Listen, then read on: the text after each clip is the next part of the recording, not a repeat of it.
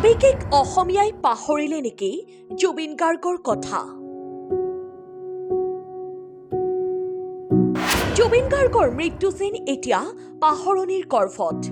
অসমীয়াৰ হৃদয়ৰ পৰা হেৰাই গ'ল নেকি জুবিন। 19 ছেপ্টেম্বৰৰ পিছৰ পৰা দেখা গৈছিল জুবিন অনুৰাগীৰ মাজত কল্পনা কৰিব নোৱাৰা এক আৱেগ, কিন্তু সেই আৱেগ যেন এতিয়া পাহৰণিৰ গৰ্ভত। জুবিনৰ মৃত্যুৰ এমাহমানলৈ সকলো ঠিকেই থাকিল।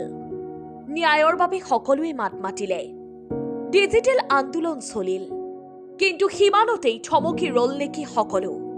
শিল্পী সমাজেও যেন পাহৰিবলৈ ধৰিছে জুবিন গাৰ্গক।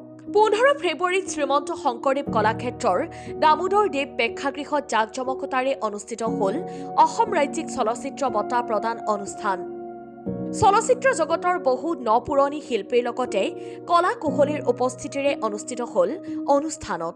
কিন্তু প্ৰাণৰ শিল্পীগৰাকীক যেন একাজলি শ্ৰদ্ধাঞ্জলি দিবলৈও সময় নহ'ল। অসমীয়া সাংস্কৃতিক জগতলৈ জুবিন গাৰ্গৰ যি অৱদান সেয়া যেন এতিয়া লাহে লাহে পাহৰিব ধৰিছে শিল্পী সমাজে। লাহে লাহে দুখ পাতলিবলৈ ধৰিছে অসমবাসীৰ। News desk report NETV।